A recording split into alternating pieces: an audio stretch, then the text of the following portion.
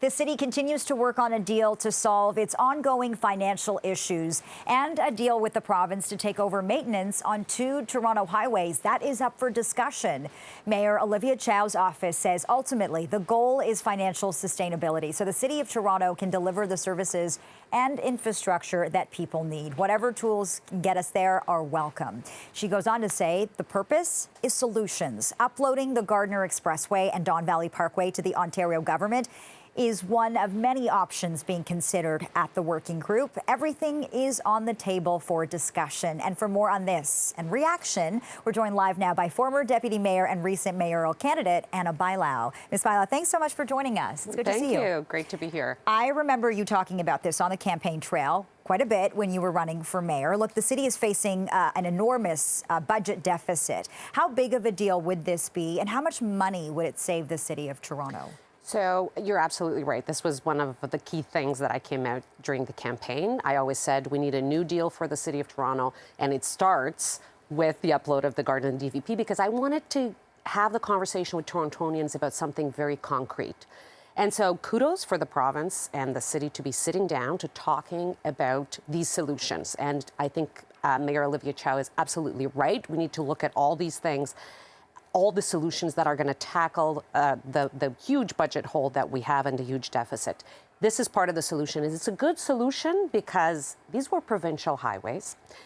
Over 40% of the riders are from outside the city, and we're the only ones, property taxpayers are the only ones costing the upkeep and the maintenance of these highways, unlike other ones. And nobody notices when you come on the QEW. I used to use this example during the campaign all the time. Does anybody notice when they come on the QEW that all of a sudden the province stops paying and it's the property taxes of the residents of Toronto that are paying? Nobody. So there's a fairness issue.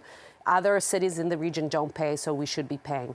The advantage of this as well is that it doesn't create a precedent for the premier, right? There's not, there's another couple of municipalities that do have regional roads and so on, but it's like in this region, we're the only city that is paying for highways, right? So that is important as well as the negotiations happen. These are some of the advantages that it brings. So kudos to the province, kudos to the city.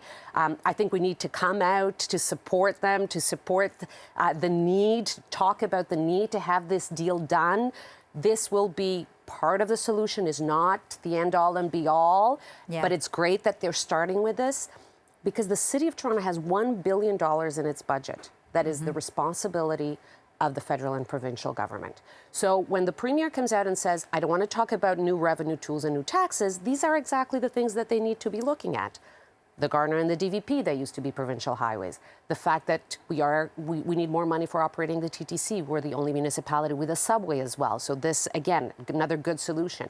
Housing, used to be a provincial responsibility. Toronto has 90% of the social housing in the City of Toronto. So good on them to be looking at this. I know that this resonates with people. Right. When I was campaigning, people would come up to me and say, that is right. Why are we the only ones paying for the Gardiner and the DVP? Meanwhile, everybody in the region uses it. Why do you think it's taking the province so long to finally come to the table and consider this? Because I remember you and I sitting on this couch a couple months ago, and you talked about this, and I said, look, the premier is saying it's a hard no, but today it looks like he's considering it. What do you think has changed and why? I think that he heard from lots of people saying this actually makes sense. I was hearing it. I was hearing it on the streets during the campaign. I think that people approved of the message. A lot of people. There was a lot of votes in my campaign as well. And I think that it's about coming to the table with solutions. And I think that's exactly this working group coming together and saying, let's look at all these possibilities. It's a good thing, and this one was a one that it just makes sense. A no-brainer, you say? Yes. Even if the upload happens, and we have to acknowledge that there's only talks underway at this point, the province hasn't committed to anything, and really the ball is in its court. But even if it does happen, the city, it wouldn't fully solve the city's cash problem. No. So from your perspective, what is the long-term solution here, and how does Olivia Chow take on all this debt?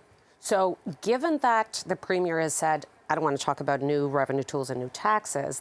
What they have on the table is solutions like the Gardiner and the DVP, is solutions like more money for the operating costs of the TTC. You know, back in the day, the province used to pay for 50% of the operating costs. Again, that was something that stopped. Do they go back to that? Do they start assisting the City of Toronto with some of that? The housing money. So these are things, again, that responsibilities that were downloaded in the city that they could start having that conversation that could make up and add up to the $1.5 billion that the city has in deficit. All right, Toronto's former Deputy Mayor Anna Bailau, always good to sit down with you. Thank you for this. Pleasure.